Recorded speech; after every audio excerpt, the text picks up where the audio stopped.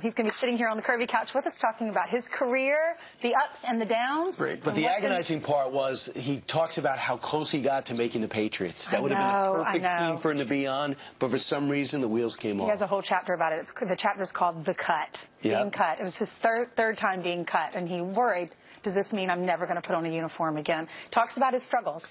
So he's coming up in about a half an hour. In the meantime, straight to our top story on this Monday morning. It's round two.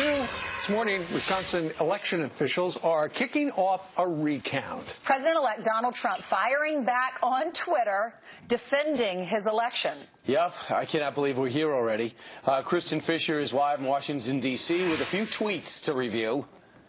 Yeah, here we go again. The Trump transition team is now calling Hillary Clinton a hypocrite, and this recount effort, led by Green Party candidate Jill Stein, a scam. Listen to what Trump's incoming chief of staff, Reince Priebus, said yesterday. It's ridiculous. This is a fundraising, notoriety-driven fraud by a person who won 33,000 votes in Wisconsin to President-elect Trump, who won 1.4 million. Now, news of this recount led to Mr. Trump's longest Twitter tirade since becoming the president-elect. 11 tweets in one day. Here's one quote. In addition to winning the Electoral College in a landslide, I won the popular vote. If you deduct the millions of people who voted illegally. He then claimed serious voter fraud in Virginia, New Hampshire, and California. So why isn't the media reporting on this? Serious bias, big problem. Now, to be clear, Mr. Trump has provided zero evidence supporting either claim, and there's been no indication of any voter fraud or illegal voting. In fact, California's Secretary of State is calling his allegations reckless, absurd, and unbecoming of a president-elect. But Trump's senior advisor, Kellyanne Conway, argues that what's really unbecoming is Clinton joining this recall effort. She also says the president-elect is no longer ruling out a criminal probe into Clinton's use of a private email server. Brian, Ainsley, and Steve? Well, that will get her attention. All right, Kristen, we thank you very much. If this gets ugly again, you wonder if Donald Trump might rethink the fact that he's not going to aggressively pursue an investigation on Hillary. If they start doubling down. It's just crazy. I mean, he won by tens of thousands of votes. When they did the recount down in Florida, they were separated like 500 votes. That's right. It's a pipe dream. So what the Democrats, in particular the members of the Green Party, want us to believe that the Russians rigged the election. Okay, do you really think that is possible? Well, the administration does not think so, because the administration said they detected no hacking and the election was free and fair from a cyber security perspective. So while the administration says they weren't hacked, the Green Party says we're going to spend millions of dollars to do that. Ultimately, though, you got to figure what they're trying to do is just cast doubt on the future presidency of Donald Trump right from the get-go, just to sully him. They can't understand why Michigan, Wisconsin, and Pennsylvania went the other way. Pennsylvania's probably not going to do it. It looks like Wisconsin will do it starting today. They'll get a format. It'll be actually done by the middle of December. Remember when Hillary Clinton said this in October? Because that's horrifying. You know, every time Donald thinks things are not going in his direction, he claims whatever it is rigged against him. That is not the way our democracy works. We've been around for 240 years.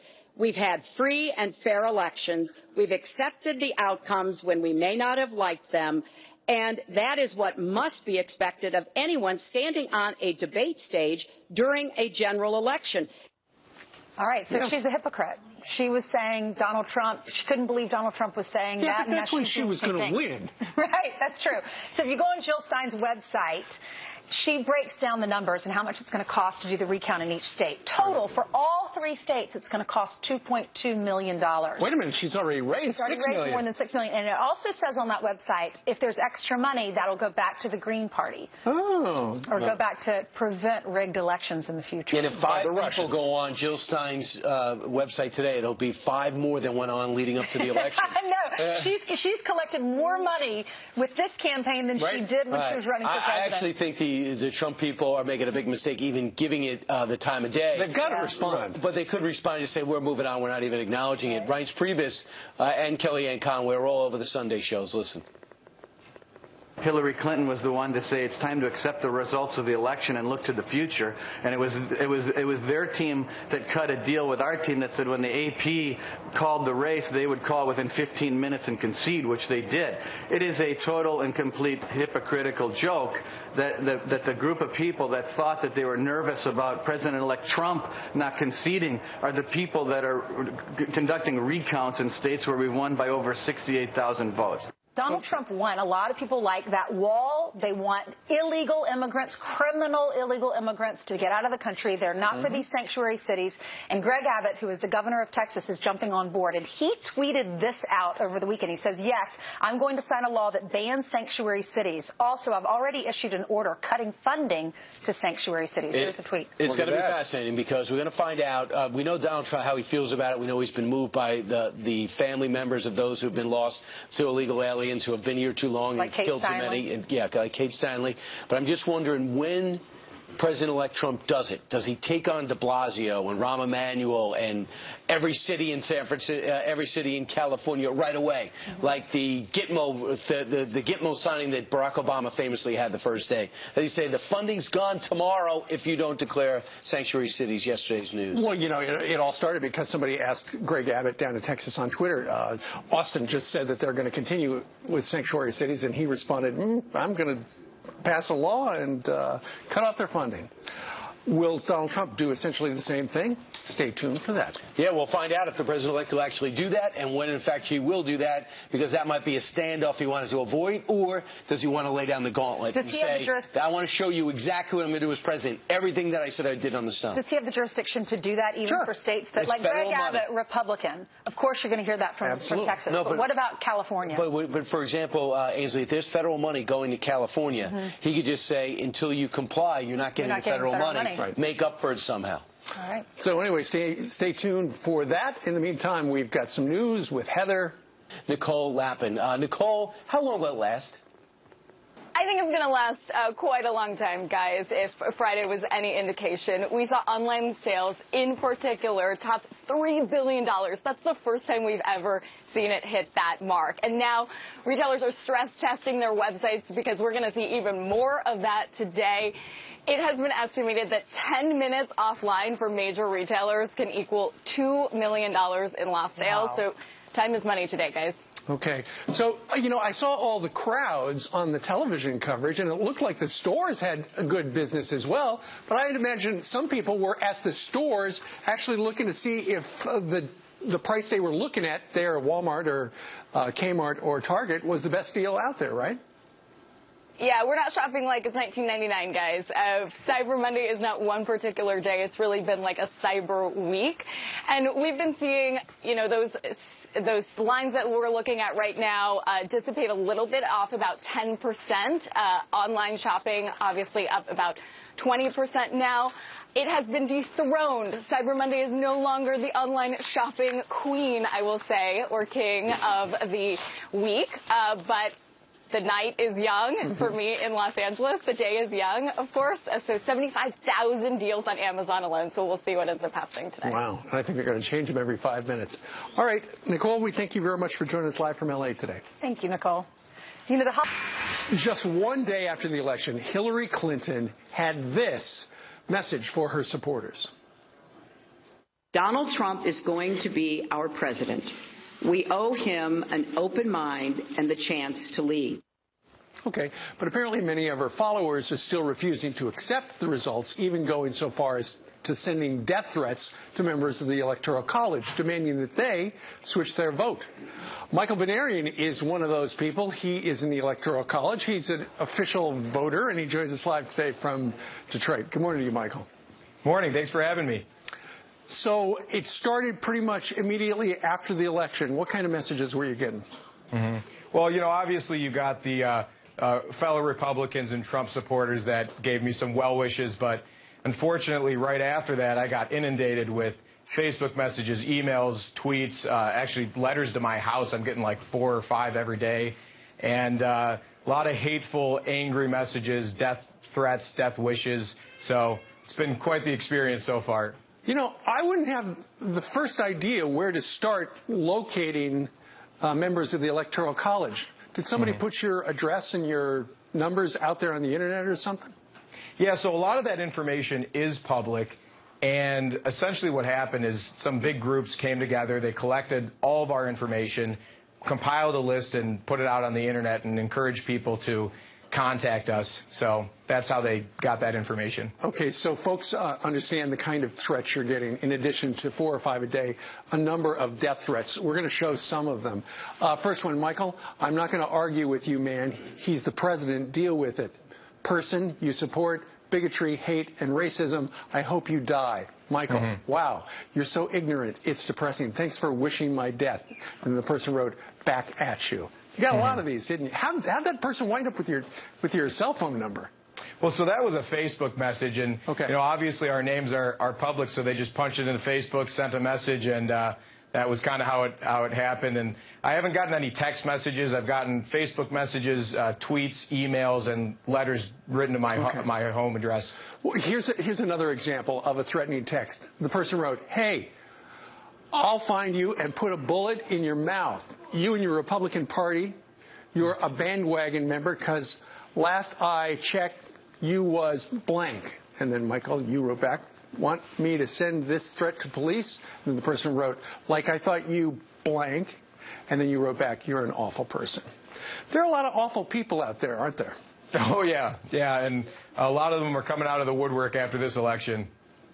You know, what's curious is the tolerant left, as it turns out, is not so tolerant, are they? No. The hypocrisy is outstanding. I mean, I watched Hillary Clinton talk about how awful Republicans were and how awful Trump supporters were. Right. And now, not just myself, but electors across the country are being harassed by people that just can't accept the election results. It's disappointing. Yeah, no kidding. So we've heard famously of some electors who said, you know, I'm going to go rogue and I'm going to vote for the other person. You are obligated to vote for Donald Trump, and you proudly will, right? Yeah, absolutely. In fact, in the state of Michigan, as is in many other states, we're not even allowed legally to change our votes. In the state of Michigan, if we try to change our vote from how the popular vote voted in Michigan, our votes will be voided and will just be replaced by another elector. So it's a pointless endeavor in Michigan and in a lot of other states. Well, hang in there, Michael. I know you're getting a lot of messages, but you're doing what you feel is the right thing, and we appreciate it. All right. Well, Michael thanks. Benarian joining us today from the city of Detroit. Thank you, sir. Yep. All right. Navy SEAL of 13-6 Commander, and Scott McEwen here now to give us an inside look at their new book, American Commander, which is really about you, Congressman. And thanks so much for joining us in studio and everything you've given to the country already. Well, and I'd say the book is not about me per se. It's about the exceptionalism of the fighting force, Which you saw up close. Yeah, and I had the opportunity and the honor to witness these magnificent fighting forces on the elite and help train them. And I think at the end of the day, when you finish the book, it should make every American proud that we have people like this that sacrifice and are committed to excellence. And no one had to sell you on that, Scott, because you do help to write American Sniper. You're very good friends with Chris Kyle, so you knew there was some similarities in traits. Yeah, I think this is a continuation of the message from American Sniper in many ways, because Ryan is the man that was in charge of training at Buds and Coronado for a number of years, trained men like Chris, like Marcus Luttrell, like many of the other people we've heard about in the SEAL teams, including SEAL Team 6, and was a commander there for many, many years. So we've got the best of the best here training, just like a coach in an NFL football team. Ryan was one of the guys that made these guys what they are. And by the way, congratulations on your election, your re-election. But Congressman, also, the perception I understand of Special Forces was different when you first got in than it is now. And no one knew what a SEAL was when I got in. And over the course of time, books were written, movies, and now, being a SEAL or a special operations, person, everyone knows what it is. But when I got in, if you ever said the word SEAL Team 6, you were out. And to a degree, I think you like that time better, actually. Well, you were given more flexibility in the field. As a commander, you didn't have to ask permission, 15 layers up. And I talk about the rules of engagement and how restrictive the rules of engagement have been and how frustrated the troops are at the front line. Because if you're in harm's way, you need the right equipment, right training, and right rules of engagement to win decisively in the field of battle. And doesn't that come from the top? Did you find that out, Scott? It does, definitely. And I think that Ryan's plea, and I'm glad he's in Congress now, because bottom line is we have to send more ability for our troops to use rules of engagement that make sense. We've had so many incidents and we had so many loss of life because the rules of engagement don't allow our troops to engage when they know they've got an enemy coming in their direction. They know they've got to do something to protect themselves. They know that they've got a situation like we had with Extortion 17. We lost an entire platoon of SEAL Team 6 men, millions of dollars in assets, millions of, or I should say lives, you know, that should not have been lost as a result of rules of engagement that did not allow them to engage at that time. Ryan is all about, look, if we send our men into battle, then you better protect them and let them do their job. So in American Commander, the book that's out today, Serving a Country Worth Fighting and Training the Brave Soldiers Who Lead the Way, we learn about what you guys are doing on the ground, how you've evolved. Do you think we're going to get what kind of command do you think we're going to get up top as President-elect Trump puts together his team? And he looks at General Flynn as National Security Advisor and possibly General Mattis as Secretary of Defense. Well, I fought with General Mattis in Fallujah, and I don't think there's any better person that understands the core of our force is the sergeant, the petty officer, and the chief. And we need to make sure that we focus on what's important. That's delivering what they need at the front line. And Mattis is a warrior. I think we're too heavy in bureaucracy in the DOD. There's too many layers of decision. Push the decisions back to the front line where they belong. And Mattis, I think, is the person for that. Scott and Congressman Ryan Zinke, thanks so much. Scott McEwen, thank you very much for putting this together. And you continue to serve the country now as a congressman. And I think we're better off before it. Thanks, Congressman. Well, and you wrote a book, so I had to write one, too. You feel pressure. And you've been trying to live up to me your entire life. I have. You're just it's a great book. It's a great book. It is a great book. Thank you. At you. Senator, always great to see you. Let's talk about something that aggravates you, that you want to stop, the gourmet gas station food, the subsidies. That's exactly right. We listed out 100 different ways that we've got out of control grants, out of control regulators, lack of coordination, all kinds of problems. But it starts for us with what we call gas station tofu. The USDA wants to have more healthy food choices for people on food stamps, what's called the SNAP program now. And so they're imposing onto convenience stores and other places to say you have to have more healthy options. So they're telling convenience stores they have to sell tofu, goat cheese, almond milk, fresh shrimp, fresh catfish.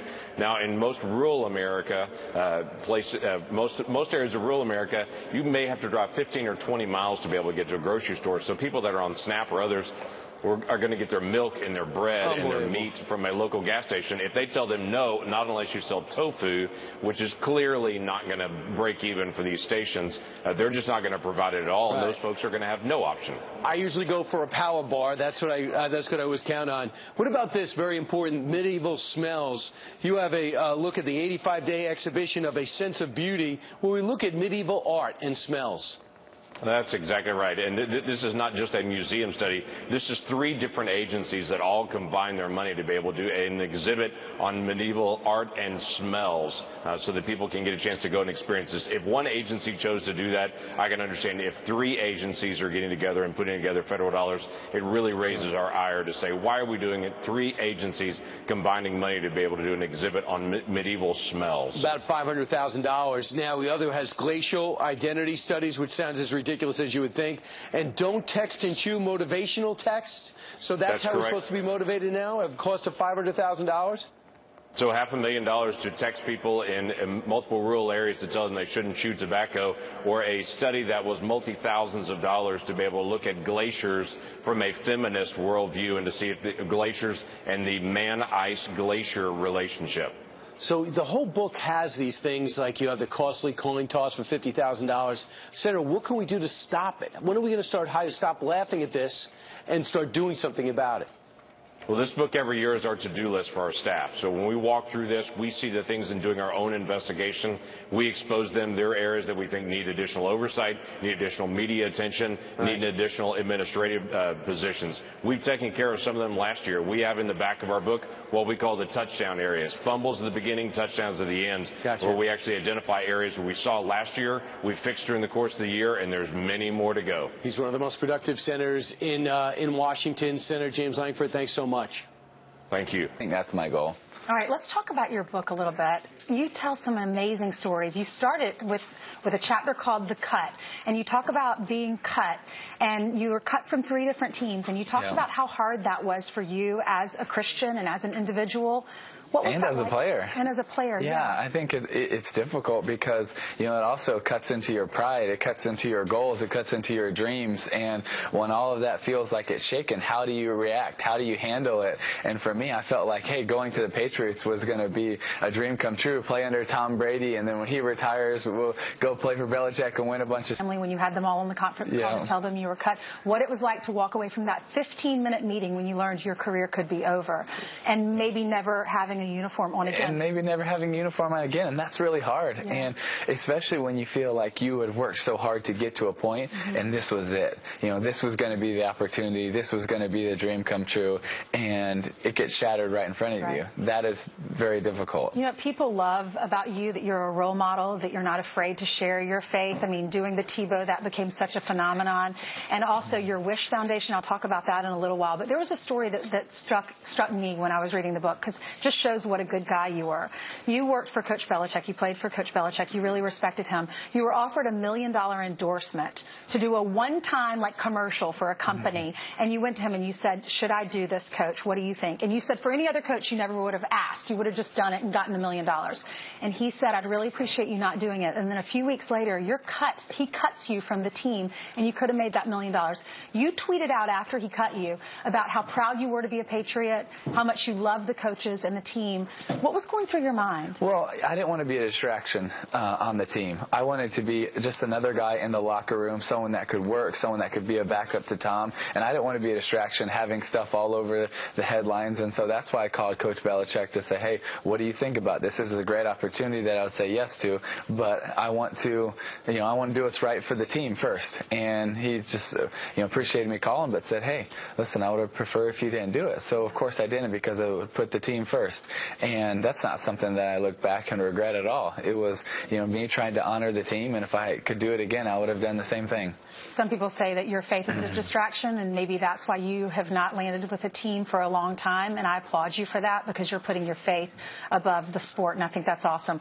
What about baseball? It's awesome to see how God's using you in another field now, and you put all of the, I've been to your golf tournaments. You're such an amazing person because you love all of them. Share one quick story from the book of one person that's impacted your life. Well, it's hard to choose one, because we have so many stories in there of young people who, you talk about being shaken. You talk about going through adversity and obstacles, and they've gone through more than I could ever possibly imagine. And whether, it's been cancer, whether it's been cerebral palsy, whether it's been brain tumors, on and on and on. But these kids show so much heart and resilience, and they really understand what it means to, have a relationship with God where you're not shaken in the midst of all this adversity. And one of the things that I love right now is one of the girls I write about in the book. Her name's Robin. Well, we have another Wish girl named Kate who might only have a couple of days to live in Ohio right now, but she's from Jacksonville, and Robin's writing letters to encourage her right now, and they've become best friends. And I think it's really awesome to understand what it means to have people around you that love and support you. And Robin's writing that, going through all of her adversity, and yet she's encouraging another one of our Wish girls, and it's just really encouraging and inspiring. That's great. So many women out there want to marry you, Tom. Are you dating anyone? Do you talk about it publicly? I'm not dating anyone right now, but... What about the key around your neck? This was made by a sweet girl in Houston who does a lot with our Night to Shine. We have a worldwide movement for people with special needs, and this is a way to support them. Right. He allows some of the special needs individuals to go to prom night, and when New Year's Eve rolls around, that's what he's doing, making a difference. And then going down to Haiti and helping kids in orphanages. You're an amazing role model. Thank you so much, Ainsley. We need more people like you around. So everyone buy his book. It's a great book. I think you'll enjoy reading it. It's called Shaken. Thank you. It'll taste great. Hey, I wonder what Tucker Carlson did over the Thanksgiving vacation. Well, let's ask him. Tucker, what'd you do? I just drank Bud Light, waiting for that special gold. No, I drank Buckler. No, I went fishing in Florida, as always. Come on. Fantastic. Buckler is a great non-alcoholic beer, isn't it? Yes, it is. That's my favorite one. I totally agree. Take that, O'Douls. Okay, they might be actually drinking over at Trump headquarters because, Jill Stein has thrown an IED into the whole party over there with this recount request. Do you really think she thinks the Russians rigged the election? Well, thank you for saying that, because that's what it's really about. And most stories covering this don't mention that. The underlying impetus for this recount is the idea that the voting machines the electronic voting machines were somehow rigged or controlled by someone outside the government, most likely the Russians. Yeah. That's a pretty big allegation. Now, I don't dismiss anything. There's no evidence of that, but I mean, I'm open-minded. I want to see the evidence. This recount doesn't bother me, actually. I don't think it's likely to change the outcome, and if there's a suggestion that that happened, let's find out. Trump, meanwhile, is also making, as you know, a suggestion that the election was rigged, saying that 2 to 3 million people voted illegally. That's also being dismissed as a crackpot theory, and maybe it is. There's no evidence for that either. But both of these together add up to something pretty significant, which is people don't believe in the veracity of the election results on either side, and that is a massive problem. I really think there needs to be some kind of investigation into the results, not to overturn them, but to reassure the rest of us that you know, the system works. No, Tucker, there's no way this recount does nothing but put more doubt, more grist in the mill, more. Yeah, you may be right. It just does nothing but hurt the president-elect. And for Jill Stein to get traction when she didn't matter all for the last 18 months is unbelievable to me. I think the purpose of this, from the perspective of Jill Stein, is not to make certain that the system is one of integrity. I absolutely agree with that. And the effect might be to delegitimize in the minds of some on the left Donald Trump, but he's already delegitimized in their view anyway. I just think we need to take 3 steps back and actually make certain that the average person believes in the sanctity of the system. And here's how you do that. By making sure that only people who are eligible to vote do so. Do you know how many states require, for example, proof of citizenship before voting? Out of 50? 0. Only 1, Kansas, tried, and in September, that requirement was overturned by federal judges.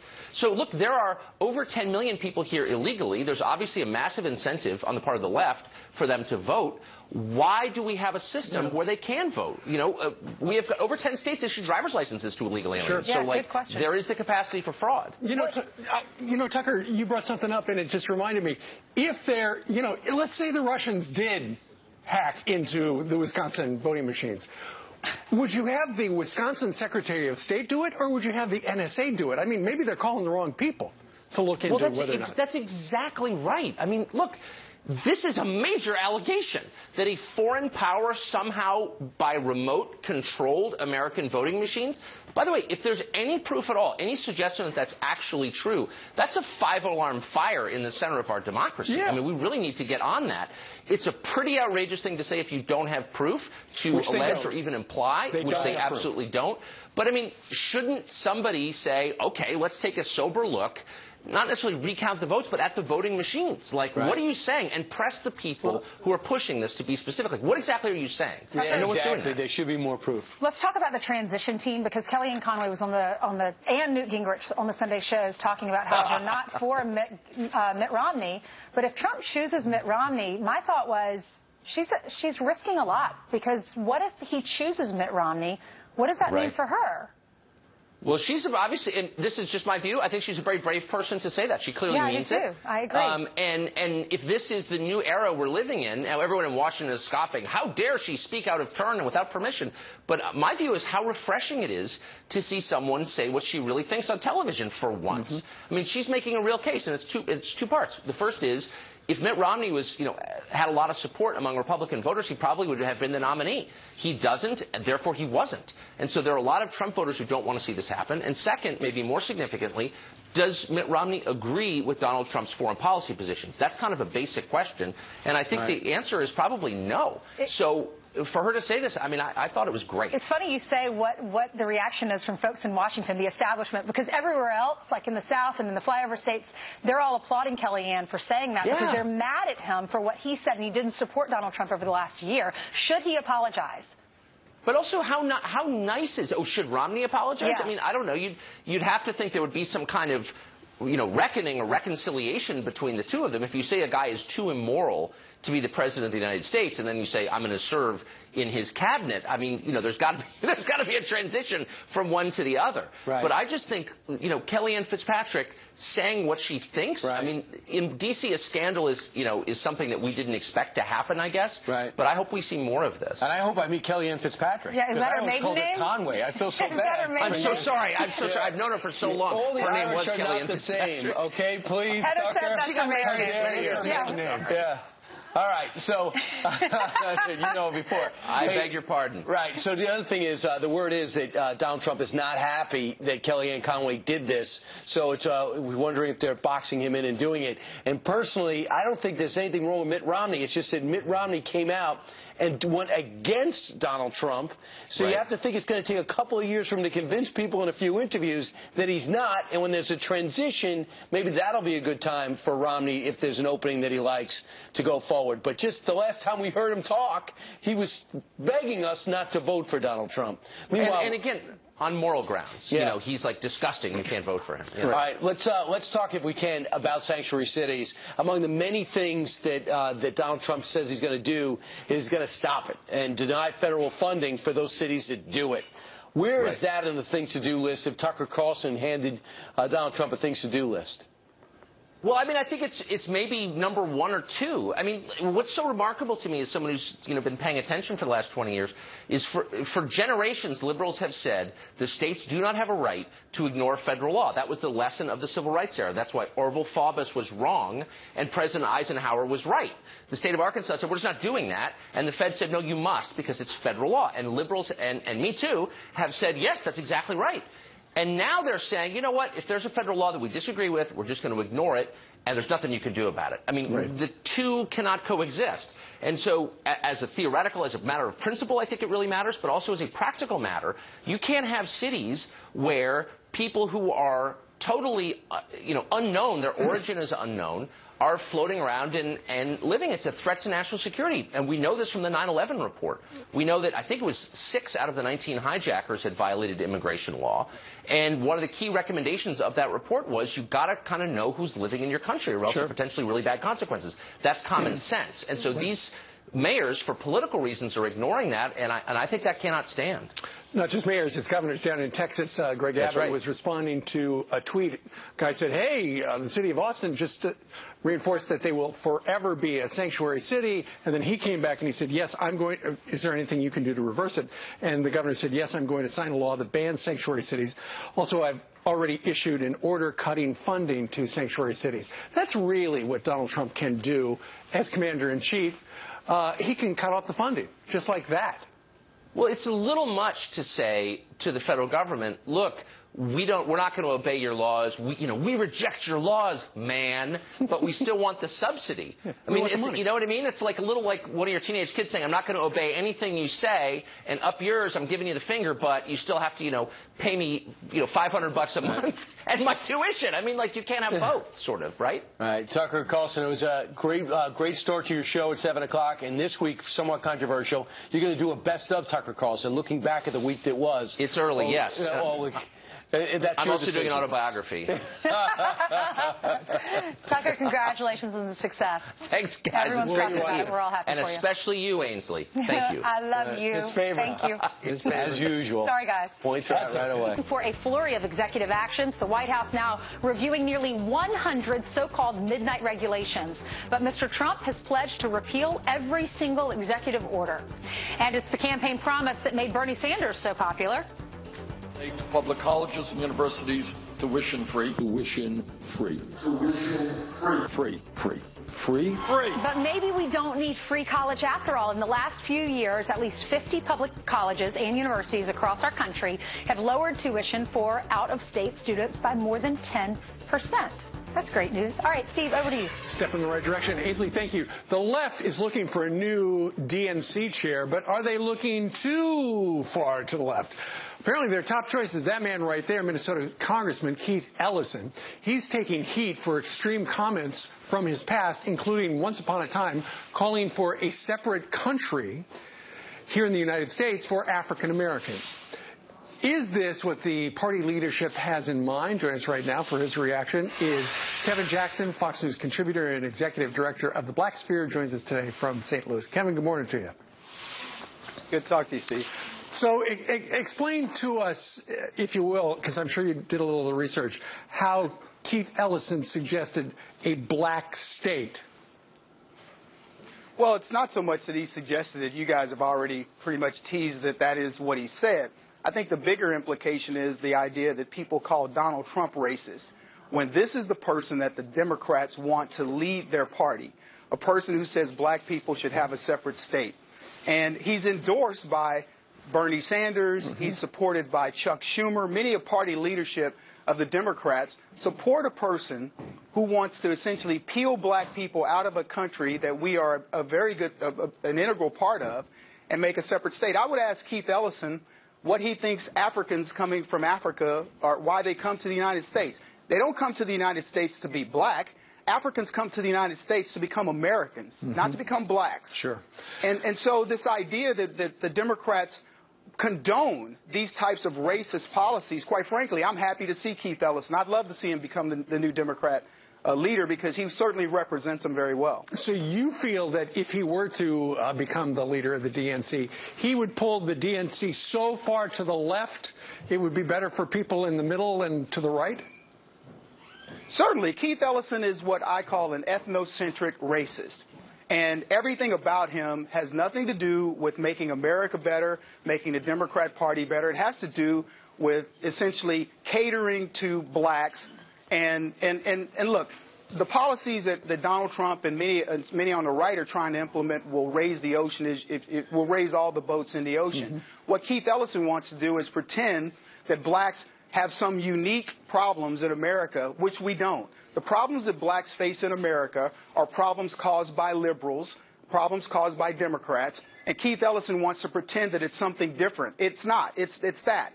And if all we need to do is get sanity back into politics. And a perfect example, Steve, is if you were to reverse this, if Donald Trump or any other Republican had said what Keith Ellison said, do you believe that we could be touting this person as a leader within the Republican Party or a leader in the conservative movement? Sure. The answer is no. He'd be considered blatantly racist. Yeah, that is such a good point. I wonder, and I don't know that anybody has queried him, if he were to lead the DNC, if they would be behind this recall election, that the recount,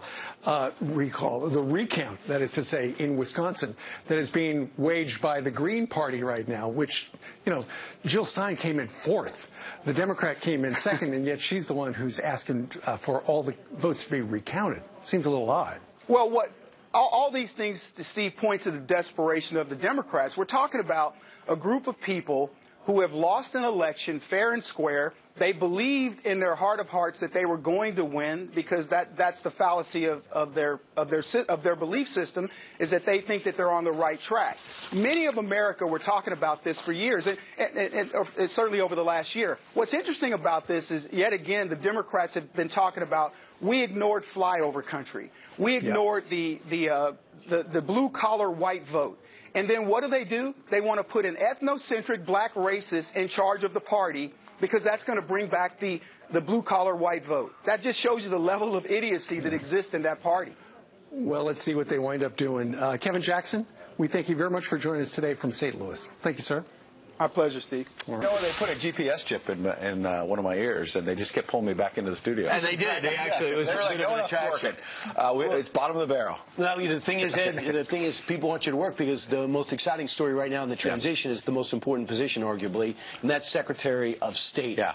This thing is being played out in public. The latest report is Kellyanne Conway is doing this in defiance of what Donald Trump wants. Which is really remarkable. I mean, look, this all started really on this show on Wednesday. You guys had Mike Huckabee on, and he said, it'd be ridiculous if Mitt Romney got this, because I think folks like Huckabee, Giuliani, Gingrich are all looking at this saying, we were really loyal to Donald Trump, and we're, not getting the key jobs in this administration. Why is this guy, who called him a phony and a fraud, getting maybe the biggest job in the cabinet? And then I heard on Thursday from someone very senior in the transition, and we reported over the weekend, that there's a discussion going on between President-elect Trump and others about whether Mitt Romney should have to apologize in some public way, a letter, a statement or something, to try to clear the air after all of that and try to bring the party together. What I find interesting is that over the weekend I also heard that Mike Pence was involved in this, that the vice president-elect was on the phone with Mitt Romney. It also tells me that it's not over, despite the criticism from Newt Gingrich on this show yesterday,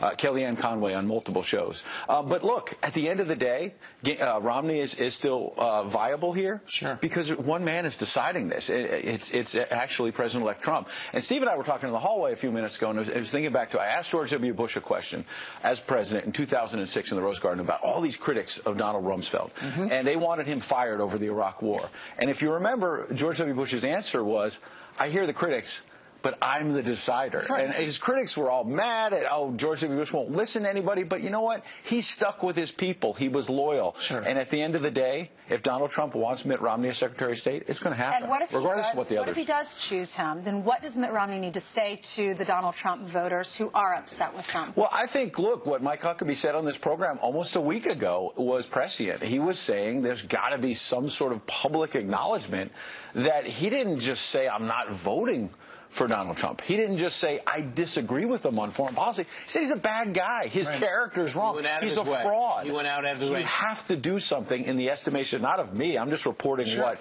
people around Donald Trump are saying. They believe that there has to be some public mea culpa. This is what I heard constantly among other Republicans, including lawmakers, was, I don't understand where this is coming from. I tried to call him and talk to him out of doing this. We don't understand where this is coming from. And these are some of these people, two of the people that said it to me were never Trumpers. Sure. So I just think he doesn't need to apologize. I just think he needs to explain himself. Yeah, I think there's a couple things that work. One is, some of these same critics who were saying back in the campaign and then during the beginning of the transition, Donald Trump won't listen to anyone. He doesn't want to hear other voices. He only wants, a small kitchen cabinet around him. He's the decider. He's the decider, and now he's reaching out. And maybe he just thinks, you know what, I want to bring in someone who's been a critic and sort of unify the party, maybe unify the country. Maybe not, but that could be one thing he's here. measured, he's smart, he looks the part, acts the part. Mitt Romney? Yeah. Well, and people inside the transition also tell me there's something else going on here, which is about Rudy Giuliani, which, yes, he's been very loyal to Donald Trump, but they're concerned inside the transition about his international business dealings. It doesn't mean he's disqualified. Yeah. It doesn't mean that he might not get some other important job. By the way, Rudy Giuliani doesn't need a cabinet post to be important. Yeah. He doesn't need a cabinet post to have the president's ear. He's going to have it whether you put a title on his business card or not. I just think if Mitt Romney has a public statement or writes a note, a forgive me note, I just don't think people are going to buy it because they're going to go, might not. You know what? He's just saying that to get the job. Right, and then if you get the job after being sort of on bended knee there, apologizing, how do you go around the world representing the president of the United States? Wait, I thought you said that your boss was a fraud. You said he was a fraud. He was a phony. That's why, just to explain it out, I think it's interesting, too, because Kellyanne Conway has said in the past to New Yorker magazine, if I want to reach Donald Trump, oftentimes we do it through television because that's we know he watches. And that's interesting as well, because how is it that Kellyanne Conway, who was the campaign manager, clearly had the confidence of the then nominee, Donald Trump, now has the confidence of the president-elect, we believe, because she says that right after the election victory, he offered her an important job that it looks like she's going to take. We don't know, a senior advisor or something inside the White House. So why can't she just pick up the phone? Why is she doing it on TV? You know what? It could be part of the strategy. It could be a good cop, bad cop thing, because this way they're able to get both messages out from each of them. And sooner or later, the decider has to step in and say, here's the decision, right? All right. Good to see you guys. Ed, thank you very much. Happy Thanksgiving. All right. Merry Christmas is what you've got to start we got to saying move now. on. Happy Cyber Monday. Cyber Monday. I'm setting up over the corner. Cyber Monday started last Monday. I started getting emails, from the NBA store where I buy my son gifts all the time. Cyber Monday, it's now a week. It's 2 weeks long. Right. And by the way, that's not a great place to shop for your wife, but it's great to shop for your son. He loves the NBA. Hey, inside his transition team over who should be our next Secretary of State. Morning, everybody. Hope you had a great break with your family and friends. I'm Bill Hemmer, back here live. How you doing? I did. Did you? See it. Fantastic. It was great, really right? Great times. Nice to have a few days off. Yeah. All right. Good to be So back. welcome back, everybody. Back to work and back to business today. I'm Martha McCallum. So this seems like a pretty bitter internal battle that is going on in the transition team over the nation's top diplomat decision. All of this now going public over the weekend. The latest reports point to two leading candidates. You've got longtime Trump supporter Rudy Giuliani, and then in the other corner, you've got Governor Mitt Romney, an outspoken opponent who during the campaign called the president-elect a phony and a con. Top Trump loyalists are not happy about the idea of Mitt Romney as potential Secretary of State. People feel consultants were nothing but awful to Donald Trump for a year. Okay, so that's one thing to follow today. The other one is this. Mr. Trump sounding off on the recount efforts underway in Wisconsin, calling it sad and ridiculous. What a weekend, right? Peter Ducey is live outside Trump Tower in New York City. So, Peter, do we expect that we might get a decision on Secretary of State or any other posts as early as today? We think that it's possible, Martha, because the transition team had been telling us to not expect anything until the week after the holiday, so that would be today, and they are always full of surprises. So we are here outside Trump Tower just waiting for word. To expand a little bit on the controversy surrounding the Secretary of State, what's important to note is that Kellyanne Conway, who you just heard from there, is the person that the transition team has been using almost exclusively to get word out from the inside, from the top tier of the transition. And she has been a very vocal anti-Mitt Romney voice for the last several days. There has not been anybody from the inside of the transition team coming out and pitching Mitt Romney, talking about the pros of possibly having him as the Secretary of State. So that sounds like it's going to be kind of a complicated decision, maybe not one that we would get today or in the next few days. But today, here at Trump Tower, Mr.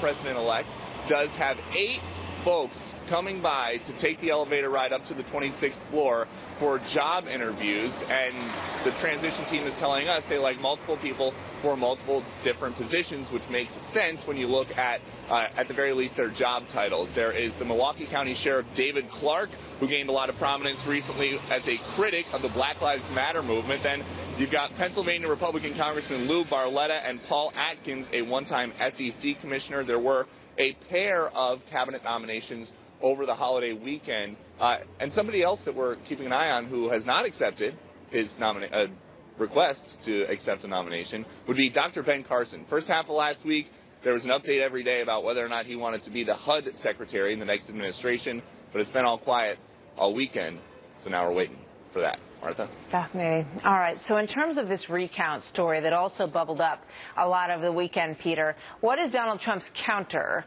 to the pushback on the Wisconsin vote?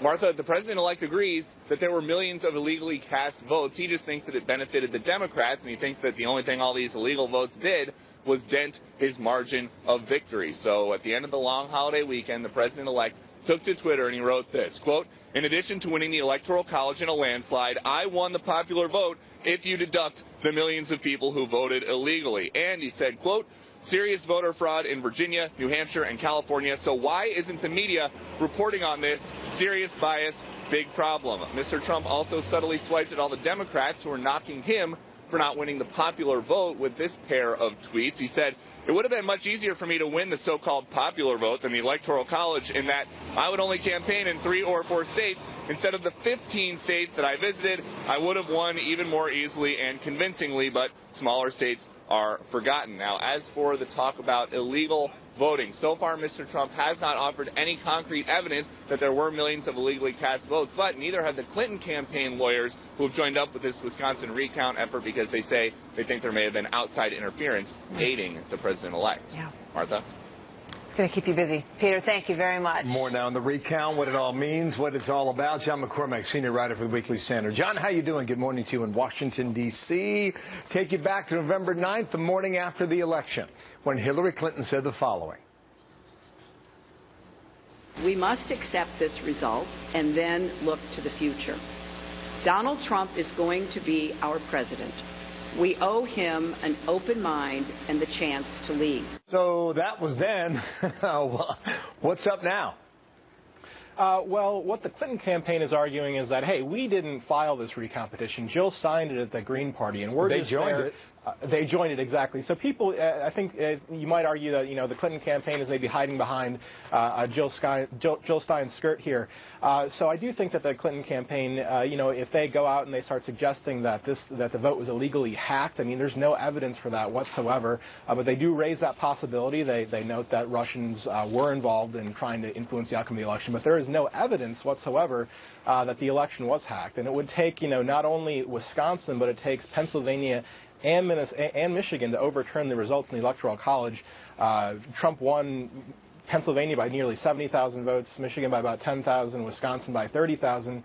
And more to the point, they've already checked the paper ballots with spot checks in Pennsylvania and Wisconsin. So if there were anything amiss, I don't see why that wouldn't have been caught already. Here is the Wisconsin final tally. Donald Trump beat Hillary Clinton by a percentage point, about 27,000 raw votes, and Jill Stein barely got more than 27,000. She was 30,980. Republicans would argue what Democrats are trying to do is make Donald Trump look illegitimate even before he takes the oath of office, John. Well, certainly, and some people are guilty of that by suggesting things baselessly in the media, suggesting that there are statistical anomalies. There was a report in New York Magazine, actually, that kicked this all off, and the statistical analysis there was quickly debunked. If you actually look nationwide, the statistics between counties that use paper ballots and non-paper ballots, there really isn't much of a difference when you account for demographics. So I do think that people have to be aware that they shouldn't be trying to undermine the legitimacy of the vote, and that goes for everyone from the media to Democrats, as well as the president-elect, who has now gone out and said without evidence of his own that there were millions of votes illegally cast. 2 million votes, in fact. He says Jill Stein wants to raise money. By my count on Sunday morning, I think she had raised more than $6 million. There may be a point to that. John, thank you so much. John McCormack, analysis there from Washington, D.C. Thanks. 8 past. Thank you. A 2-day memorial marking the death of Cuban dictator Fidel Castro is getting underway in Havana's Revolution Square. While in the streets of Miami's Little Havana, Cuban exiles have been celebrating the death of the man that they call a brutal tyrant. Texas Senator Ted Cruz describes the moment that his father found out that Castro was gone. You know, it is thankful that he is no longer with us. Steve Harrigan, live in Havana, Cuba. Good morning, Steve. Martha, we've been hearing some cannons going off over my shoulder. The official mourning period getting underway with a 21-gun salute here and in the city of Santiago as well. Today we expect tens of thousands of Cubans to march by a 9-story portrait of a young Fidel Castro in Revolution Square. As is often the case in Cuba, it will be difficult to determine whether they are there out of genuine emotion for the man who ruled this country with an iron fist for the past 50 years, or whether they are instructed to do so by the government. After that, on Wednesday, Castro's ashes will be moved across the country, transported to the city of Santiago in a 3-day procession. That's where he began the Cuban Revolution in 1953, and that's where he will be interred on Sunday morning. As for what he leaves behind, his 85-year-old brother, Raul Castro, in power officially for the past 8 years. Some think perhaps Raul could quicken the pace of really temporary economic changes they've made here so far, but he has been a lifelong communist who said he will step down 2 years from now, so we could see a real generational change here in the leadership in Cuba. One big outstanding question: where do relations between the U.S. and Cuba go from here? Under Obama, we've seen a warming. That could change under President Trump. Back to you. All right. Thank you very much, Steve. Steve Harrigan reporting from Havana. And Donald Trump tweeting just a moment ago about this, saying that if Cuba is unwilling to make a better deal for the Cuban people, the Cuban American people, and the U.S. as a whole, I will terminate the deal, of course referring to the deal that was made by President Obama and the leadership of Cuba to open things up a bit. A lot of reaction coming up on that in a moment here. President-elect Donald Trump had some